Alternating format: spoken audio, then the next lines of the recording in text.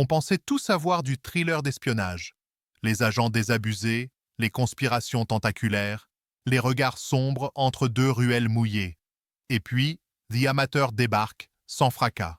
Rami Malek, regard las et voix qui tremble, y incarne un analyste de la CIA, un décodeur de mots, pas un homme d'action, qui se lance dans une vendetta feutrée après avoir perdu sa femme dans un attentat. Pas pour sauver le monde, juste pour comprendre et peut-être survivre à son propre chagrin.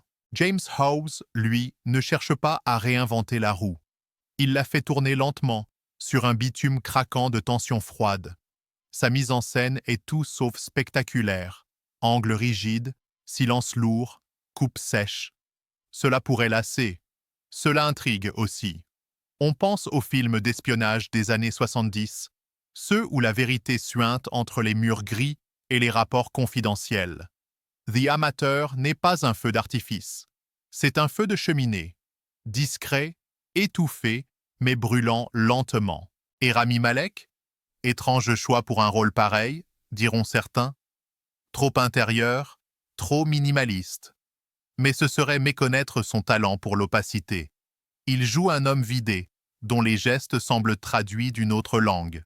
Face à lui, Catriona Balfe impose une rigueur inquiète, et Laurence Fishburne incarne, en quelques scènes, une gravité d'acier. Aucun excès. Juste la fatigue d'être responsable. Le film manque parfois d'impulsion, c'est vrai. On aurait aimé plus d'aspérité, une tension plus électrique. Certains retournements paraissent mécaniques, comme dictés par le cahier des charges du genre, mais il y a dans cette sobriété une forme de respect, presque une révérence, pour le spectateur qu'on ne veut pas prendre par la main.